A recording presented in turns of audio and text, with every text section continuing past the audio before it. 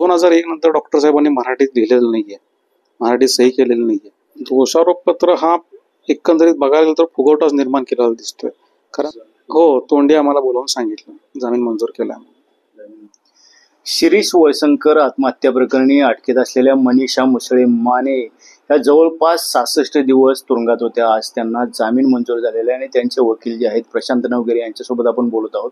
एकंदरीत काय युक्तिवाद केलेला आहे जामीन मंजूर झालेला? मुळात आम्ही 2 ते 3 मुद्द्यावर युक्तिवाद केला की जी मेल होती, मेलची प्रत, ज्या मेलमुळे डॉक्टर साहेब व्यथित झाले आणि आत्महत्या केली असा आरोप होता. त्या मेल जवळपास 2 पानाचा मेल आहे. त्याचं पूर्ण अवलोकन जरी केलं तर संबंध मेलमध्ये डॉक्टरांवर कोणतेही घाणेरडे आरोप किंवा असलेले आरोप असे काही नव्हते.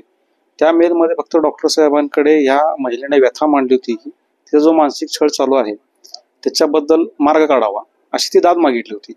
आणि तो मेल प्राप्त झाल्यानंतर देखील डॉक्टर साहेबांनी या महिलेला बोलून घेतलं. तिनं माफीनामा लिहून दिला आणि त्यात ती म्हणली की भावनेच्या भरात हे मी लिहून दिलेलं आहे, मी मेल पाठवलेला आहे. तर माफीनामा मागितल्यानं डॉक्टर साहेबांनी तिला कामावर ठेवलं. ह्याचाच अर्थ असा होता की बाबा त्यांचा तो विषय तिथे संपलेला होता. त्यामुळे आणि मेलमधलं आहे तसं जरी सगळं अवलोकन केलं मजकूर तर त्याच्यामध्ये त्या मजकुरामुळे डॉक्टर साहेबांना मानसिक त्रास व्हावा आणि त्यांनी आत्महत्या करावी अशी परिस्थिती नव्हती. त्यांना पाहिजे तर त्यांनी त्याला कामावरनं काढून टाकलं असतं, पोलिसात तक्रार केली असती. आणि तो मेल पाठवल्यानंतर माफीनामा मागितल्यानंतर जवळपास 25 तासाने ही दुर्दैवी घटना घडलेली. त्याच्यामुळे त्याचा आणि आत्महत्येचा काही संबंध येत नाही असं आम्ही न्यायालयाच्या निदर्शनास आणून दिलं. जो डॉक्टर साहेबांनी चिठ्ठी लिहिली होती ती मराठीत होती आणि ते त्याचा अभ्यास केला. आतापर्यंत चिठ्ठी डॉक्टर 1986 नंतर मराठीत किती वेळा लिहिली, काय तो मुद्दा कसा समोर आणला? दोषारोपपत्रात आम्हाला एक कागदपत्र अवलोकन करताना असं दिसून आलं की डॉक्टरांच्या हस्ताक्षर म्हणजे चिठ्ठीचे एक्सपर्टकडे जे पाठवली होती त्याच्याबरोबर काही नमुने पाठवले होते ते क्रॉस व्हेरीफाय करण्यासाठी तज्ज्ञांकडे. त्याच्यामध्ये 86चे 2 कागदपत्र होती आणि त्याच्यानंतर 2001ला त्यांनी काही केस पेपर लिहिले होते. अशी कागदपत्र त्यांनी पाठवली होती. मग हस्ताक्षर तज्ज्ञांनी तपास अधिकाऱ्यांना एक पत्र पाठवलं, मला वाटतं 13 मेला, की तुम्ही तत्कालीन आणि दैनंदिन वापरातील नमुने पाठवा. त्यावर तपास अधिकाऱ्याने फिर्यादींना पत्र पाठवलं 14 तारखेला की तुम्ही आम्हाला 8 ते 10 नमुने पाहिजेत आणि ते द्या. 28 तारखेला फिर्यादीने तपास अधिकाऱ्यांना कळवलं की अशी कोणतेही कागदपत्र उपलब्ध नाही आहेत. यावरून आम्ही न्यायालयाला ह्या बाबी निदर्शनास आणून दिल्या की बाबा 2001 नंतर डॉक्टर साहेबांनी मराठीत लिहिलेलं नाहीये, मराठीत सही केलेलं नाहीये. आणि असे असताना 2025ला रात्री 10 वाजण्याच्या सुमारास पोलीस फिर्यादीला बोलवतात, एक चिठ्ठी दाखवतात मराठीमधली आणि फिर्यादी ओळखतो की हे माझ्या वडिलांचे हस्ताक्षर आहेत. हे सगळं संशयास्पद आहे. आणि मुळात चिठ्ठी जी आहे ती घटनेच्या दुसऱ्या दिवशी सापडते आणि त्यांचं म्हणणं असं होतं की बाबा पोस्टमॉर्टम करताना ती कपडे फाडताना सापडली. वास्तविकता कपडे जे आहेत ते घटने दिवशी जप्त केले होते, पोलिसांनी ताब्यात घेतले होते. जर ताब्यात घेतले नव्हते तर तपास का केला नाही, सर्च का घेतला नाही कपड्याचे? कारण सुसाईडच्या केसमध्ये पहिल्यांदा घर जडती, कपडे जडती, अंग जडती ही सगळी घेतली जाते. आणि अशा एवढ्या हाय प्रोफाईल मॅटरमध्ये डॉक्टर साहेबांचे कपडे तपासले नाहीत हे होणं ही बाब सुद्धा संशयास्पद आहे.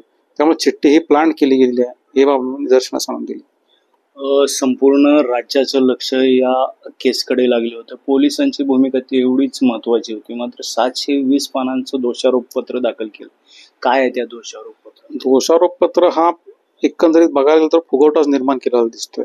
कारण 720 पानापैकी 350 पानं ही मनीषाच्या 3 वर्षाचे बँक स्टेटमेंट आहेत 3 बँकांचे. आणि उर्वरित 350 पानामध्ये 73 साक्षीदार आहेत.